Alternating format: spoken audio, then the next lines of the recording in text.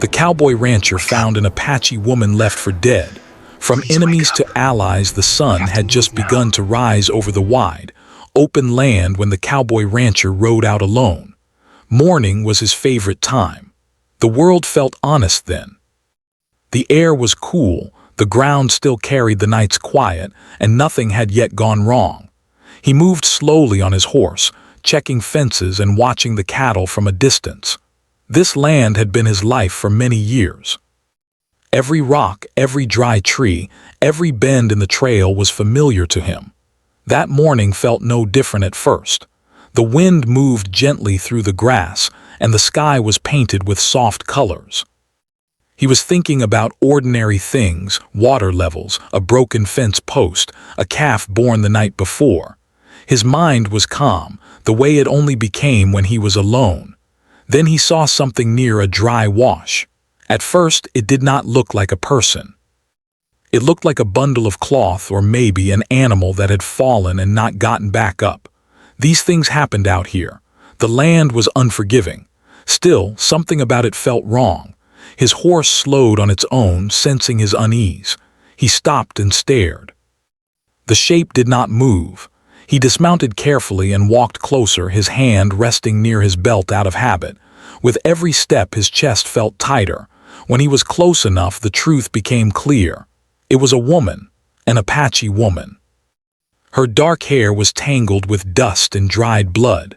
Her clothes were torn. Her body was thin, unmoving, lying as if the land itself had dropped her there and forgotten her. For a long moment, he could not move.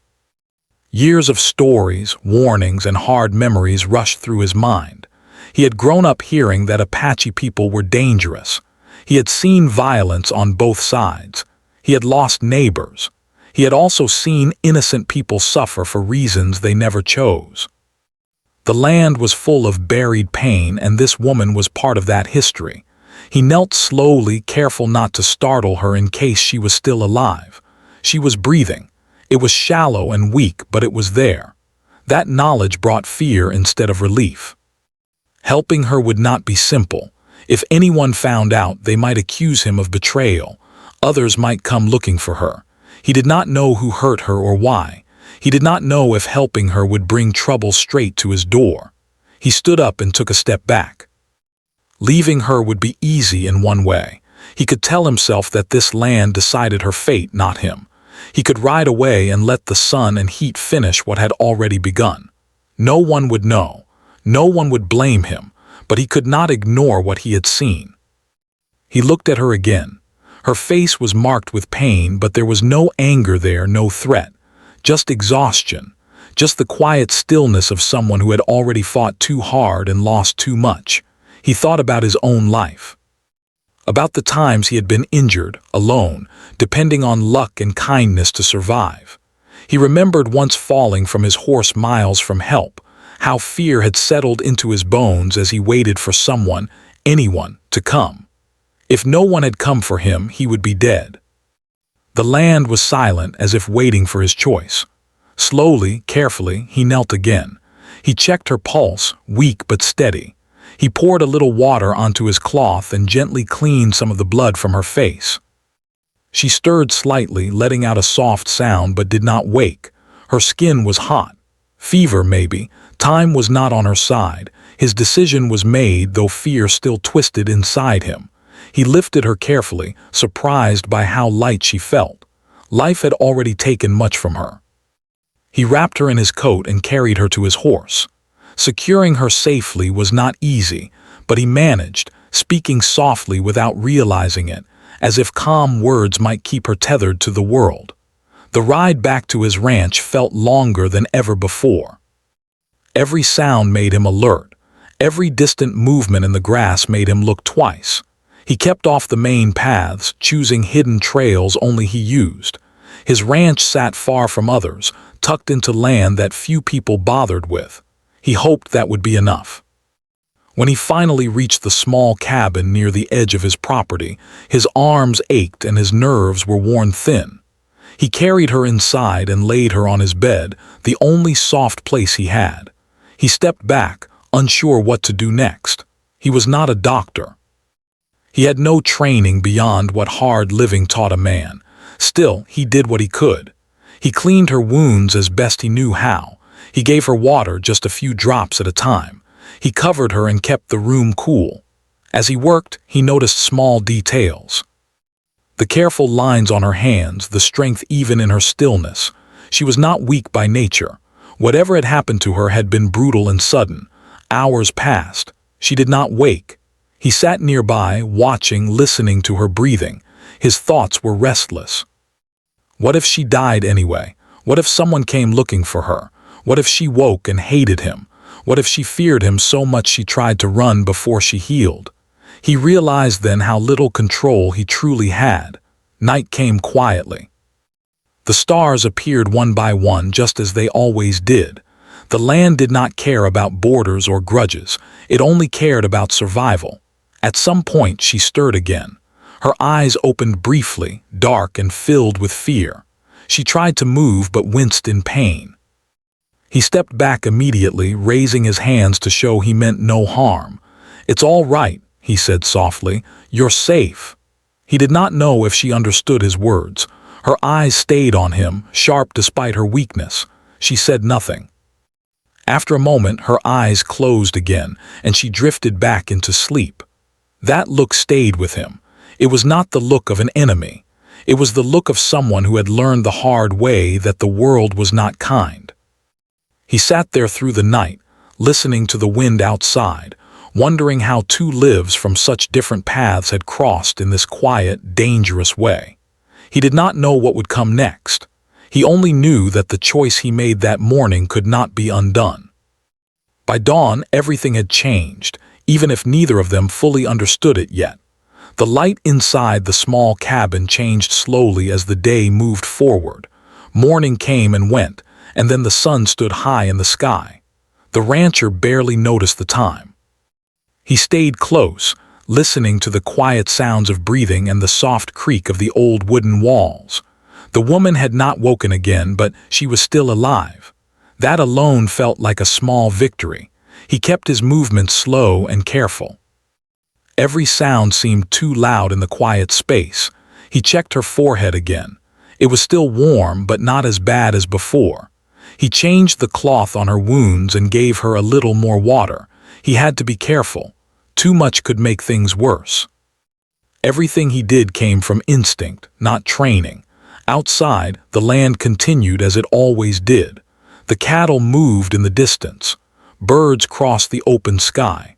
Life did not pause just because something fragile was happening inside one small cabin. He knew he could not keep her here forever. That thought sat heavy in his mind. If anyone came by, questions would be asked. Some neighbors already watched him closely because he lived alone and kept to himself. Finding an Apache woman in his care would only make things harder. Still, every time he looked at her, the idea of turning her away felt wrong. By afternoon, she stirred again. This time, her eyes opened for longer. They moved slowly around the room, taking in the rough walls, the table, the single window. When her gaze finally settled on him, fear filled her expression. Her body tensed and she tried to pull away, but pain stopped her. A sharp breath escaped her lips. He stepped back immediately. "It's all right," he said again, keeping his voice calm. "You're hurt. You need rest." She did not answer. Her eyes never left him. They were alert, watching every movement he made. He realized she was judging distance, strength, escape. Survival had taught her to do that. He did not come closer. Instead, he moved to the other side of the room and sat on a chair, keeping his hands visible. He poured water into a small cup and placed it on the table between them. "Water," he said slowly. She hesitated, then reached for it with shaking fingers. She drank carefully, wincing as she swallowed. When she finished, she set the cup down without looking away from him. Silence filled the room again. Neither trusted the other. That truth sat between them like a wall. He did not know her language, and she clearly did not trust his. Words felt useless. He stood up slowly and pointed toward the door. "I'll be outside," he said. "I won't leave you alone for long." He did not know if she understood, but he hoped his actions would speak louder than his voice. Outside, he took a deep breath. His hands were shaking more than he wanted to admit. Helping someone was one thing. Facing their fear was another. He stayed close to the cabin, fixing a loose board, giving her space while staying ready. Every few minutes he glanced at the door, half expecting her to run, half expecting trouble to appear from the open land. When he went back inside later, she was asleep again. Her breathing was steadier this time. That small sign gave him hope. As the day turned into evening, he prepared simple food. He brought some broth to her when she woke again. She hesitated, then accepted it. Their eyes met briefly. There was no gratitude there yet, only caution. But she did not refuse. That was enough for now. Night came again, bringing cooler air and long shadows. The rancher sat near the door, listening. Every sound outside made him alert. He knew the risks were growing. Someone might have seen signs of a struggle near the wash. Someone might come looking. He thought about why she might have been left there. Maybe she was caught between groups. Maybe she was punished for something she did not choose. The truth did not matter as much as the result. She had been abandoned, and the land would have taken her if he had not passed that way. Late that night, she spoke. Her voice was weak and rough, but the sound itself surprised him. She said something in her own language. He did not understand the words, but he understood the meaning behind them. It was not a threat. It sounded like a question. He shook his head gently. "I don't understand," he said. She watched him, then tried again, slower. Still, he could not understand. Frustration flickered across her face, followed by pain. She turned her head away. He felt the weight of that moment.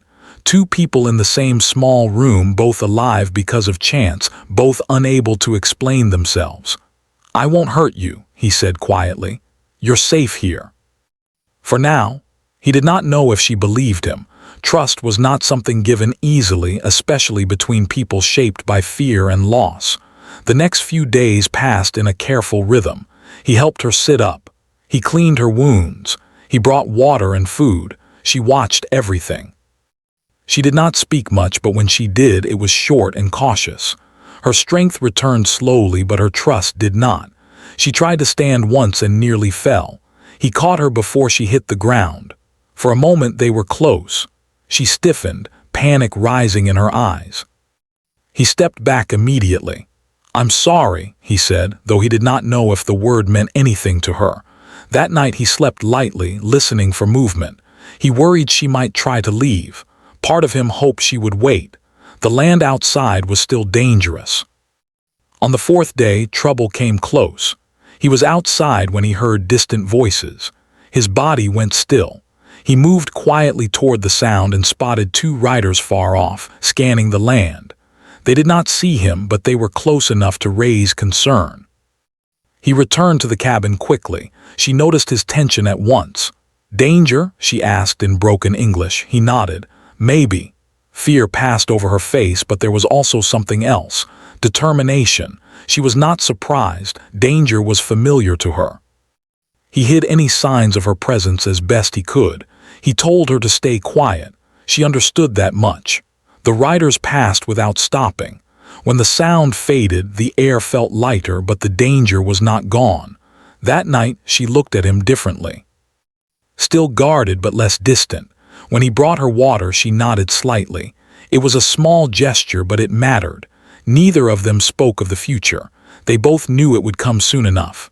For now, survival was enough. In that quiet cabin, surrounded by a land that had seen too much pain, two enemies by history shared the same fragile space. Trust had not formed yet, but suspicion was slowly giving way to something else. Awareness, understanding, and the knowledge that neither could go back to the way things were before. The days that followed settled into a slow and careful routine.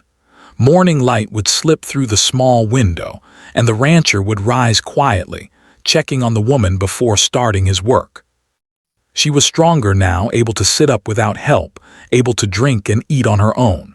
Her eyes were still watchful, but the sharp fear that once filled them had softened slightly. She was no longer only surviving. She was observing. He noticed the change in small ways. She no longer flinched every time he entered the room. She no longer watched his hands as closely. Sometimes, when he spoke, she listened instead of turning away. These were not big signs, but to him, they meant something important. One morning, he brought her a bowl of warm food and placed it on the table near her bed. As he turned to leave, she spoke. "You stay." The words were quiet and unsure, but clear enough. He stopped and looked at her. "You want me to stay?" She nodded slowly, so he sat. They did not talk much at first. Silence still felt safer for both of them, but it was a different kind of silence now. It was not filled with fear. It was filled with thought. She watched him as he cleaned his tools and mended a torn shirt. She noticed how he worked carefully, never wasting movement. He noticed how she studied everything around her, memorizing the space, learning it. She was not weak-minded. She was careful. Later that day, she surprised him again. "My name," she said, pointing gently to herself. He waited. She said it again slowly, speaking her name clearly. He repeated it as best he could. The sound came out rough, not quite right, but she did not correct him. She only nodded. "My name is," he told her his own. She tried to say it. It did not come easily to her tongue, but she tried again, and then smiled slightly when she got close enough. That small moment changed something between them. Names made things real. Names made people human. From then on, they spoke more, though words were still limited. They used gestures, simple phrases. Sometimes laughter filled the gaps when words failed. Once, she pointed at his boots and said something in her language that made him raise an eyebrow. He did not understand, but the look on her face told him it was not an insult. He laughed, and after a moment she did too. He had not heard laughter in his cabin in a long time. As her strength returned, she insisted on helping. At first he refused. She was still healing, but she was stubborn. She showed him she could sweep the floor, clean dishes, and even help prepare food. He let her, watching carefully. Working together felt strange at first. They moved around each other carefully, learning rhythms, learning space. Sometimes their hands brushed by accident and both would pause, unsure, but nothing bad followed. Slowly, the fear faded from those moments too. One afternoon, she stepped outside for the first time. The land stretched wide in front of her, endless and open. She closed her eyes and breathed deeply, as if reminding herself she was still part of this world. The rancher watched quietly from a distance, ready to help if she faltered. She did not. She stood strong, though her body was still healing. She knelt and touched the ground, then stood again, her expression serious. The land meant something to her. He could see it. "You know this place," he said. She nodded. "Long time." They walked slowly together, staying close to the cabin. She pointed to plants and rocks, saying their names in her language. He listened, repeating them poorly but trying. She corrected him this time, shaking her head and smiling when he finally said one right. In return, he showed her the cattle from a distance, explaining how he cared for them. She listened carefully, asking simple questions. She understood more than she spoke. That evening, as the sun dipped low, she asked a question he had been waiting for. "Why help me?" He thought about it for a long moment. "Because leaving you there was wrong," he said. "Because I know what it feels like to be alone." She studied his face, searching for something. After a while, she nodded. "I was left," she said quietly, "not by choice." He did not ask for details. He did not need to. Pain did not require explanation to be understood. As the days passed, stories came in pieces. Not long stories, not full ones, just fragments. She spoke of traveling with others, of being caught between people who made decisions without her voice, of being punished for things she did not control. He spoke too, though less. He told her about losing family to illness and distance, about choosing a quiet life because loud places carried too much memory. They did not compare pain. They did not measure it. They simply shared it. Trust grew in quiet ways. One night, a storm came suddenly. Thunder rolled across the sky, loud and sharp. She startled, her body stiffening. Before she could stop herself, she reached out and grabbed his arm. She froze, realizing what she had done. He did not pull away. "It's just noise," he said calmly. "It will pass." She loosened her grip slowly but did not let go right away. When the storm ended, she released him and looked away, embarrassed. He said nothing, respecting her space. That night she slept better than she had since arriving. The next morning she surprised him again. "I want go soon," she said. His chest tightened. He had known this moment would come. "When you're ready," he replied. "The land is still dangerous." "I know," she said, "but staying brings danger to you." Her concern caught him off guard. "You don't owe me anything," he said. She shook her head. "You chose." Choice means something. They stood quietly after that, both thinking about what the future might bring. Later that day, while they were outside, she noticed tracks near the edge of the property. Her body went still. "People," she said. He saw them too, fresh, not cattle. That night they spoke in whispers. He explained that both sides could bring trouble now. She understood. She had lived that truth her whole life. "We must be careful," she said. "We will," he answered. They began planning together, nothing complicated. Just where she could hide if needed, how they would signal danger, how to leave quietly if it came to that. This was no longer a rescue, it was cooperation. One evening, as they shared food by the fire, she looked at him and spoke slowly. "Enemy before," she said. "Now not." He nodded, "Same." They sat in silence after that, watching the fire burn low. Outside, the land stretched on unchanged. But inside that small space, something important had shifted. They were no longer bound by fear alone. They were bound by trust, fragile but real. And both knew that whatever came next, they would face it together. The land did not give warnings when trouble came. It arrived quietly, like a change in the wind. The rancher felt it before he saw it. The air seemed heavier and the birds were restless. Even the cattle moved differently, uneasy without knowing why. The woman felt it too. She woke early that morning and stood near the window, watching the open land with sharp focus. Her body was stronger now, her movements steadier, but her face carried tension. "They are close," she said. He did not question her. She had learned to read signs most people ignored. He stepped outside and studied the ground. There were tracks again, more than before, not old, not careless. Whoever made them was searching. His chest tightened. Trouble could come from either side. Settlers who believed helping her was wrong, or people from her world who believed she had been taken, or worse, betrayed them by surviving. There was no safe direction anymore. Inside the cabin, they spoke quietly. "You should leave," he said. "If they find you here, they will find us both," she replied. "Running alone is worse." He knew she was right. Separation would only make them weaker. That afternoon, a rider appeared in the distance. The rancher saw him first.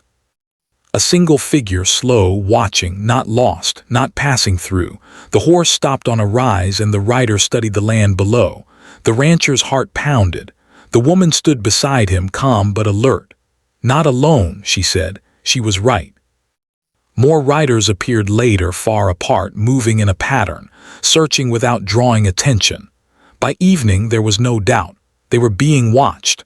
The rancher had lived alone for years, but never like this. His home, once a quiet refuge, now felt exposed. He thought of all he could lose, his land, his life, his place in the world he knew. Helping her had already crossed an invisible line. Now that line was being noticed. As night fell, they prepared.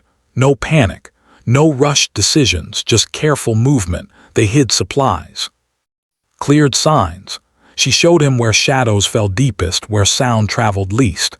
He showed her paths only animals used.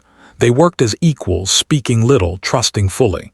Later that night, voices carried faintly on the wind. Not close enough to understand, but close enough to chill the air. The woman's jaw tightened. "They think I belong to them," she said quietly, "that my life is not my own." The rancher felt anger rise, slow and steady, not wild but firm. "No one owns you," he said.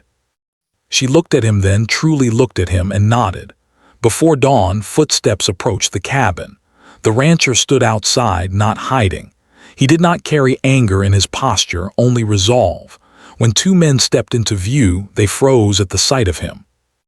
"What are you doing out here alone?" one asked, his voice sharp with suspicion. "This is my land," the rancher replied evenly. "I live here." Their eyes scanned the cabin, the ground, the shadows. "We're looking for someone," the other said. "An Apache woman." The rancher did not move. "You won't find her here." That was not a lie, not fully. She was not a thing to be found. The men exchanged looks. "You sure about that?" "I am." They studied him longer. He could feel their doubt pressing against him, testing him. One of them spat on the ground. "Be careful," the man said. "Helping the wrong people brings trouble." "So does hurting the innocent," the rancher replied. The silence that followed was heavy. Then, without another word, they turned and left. The rancher did not relax until they were gone. Inside, the woman waited, hidden but listening. When he returned, she stepped forward.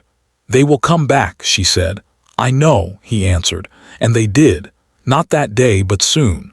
This time, the threat came from the other side.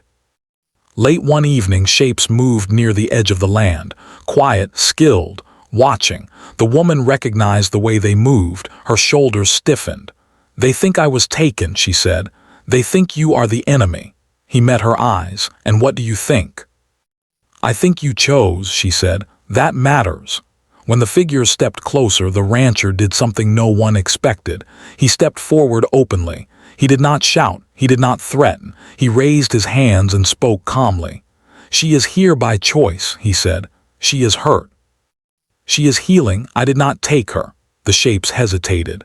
The woman stepped out beside him. Gasps followed, murmurs, confusion. She spoke then, strong and clear in her own language. Her voice carried across the land, steady and sure. She told them what happened. She told them she was left, not stolen. She told them this man saved her life without asking anything in return. The night felt frozen. At last, someone spoke back, angry, doubtful. Questions flew, accusations, fear. She answered them all. When it was over, the figures withdrew slowly, not fully convinced, but no longer hunting. The rancher exhaled for what felt like the first time in days. That night they sat by the fire in silence. "You could have walked away," she said. "You did not." "I couldn't," he replied. "Not anymore." Morning came with no riders, no voices, no movement, but the rancher knew things would never be the same. Word would spread. Sides would be taken. Some would judge him, some would avoid him, some might threaten him again. He had chosen a side, and so had she. Later that day, she packed what little she had. The moment had come. "I must go," she said, "not because of fear, because I must decide my own path." He nodded, though the thought weighed heavy on him. "You'll always have shelter here," he said. She stepped closer and placed her hand over her heart, then over his arm. "You changed something," she said, "in me, in yourself." They stood there, two people shaped by different worlds, now standing on the same ground. As she walked away, strong and steady, the rancher watched until she disappeared into the land. He knew danger still existed, but so did something else now: respect, courage. And the quiet truth that standing for what is right often comes at a cost, but it also changes the world, one choice at a time. The land felt different after she left. It was the same open space, the same wind moving through the grass, but something had shifted. The rancher noticed it in small ways. The mornings felt quieter. The nights felt longer.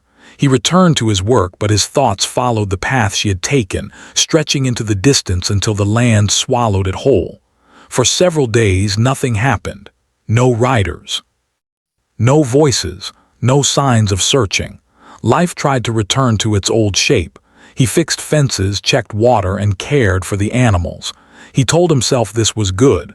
This was how it should be. Yet he felt a strange emptiness, not of loss, but of change. Once something important enters your life, even briefly, it leaves a mark. He wondered if she was safe. He wondered if the people she met would listen to her words or doubt them. He wondered if his choice would come back to him in ways he could not yet see. Then one afternoon he found new tracks near the far edge of his land. They were not threatening. They were not hidden. They were clear and open as if meant to be seen. He followed them carefully.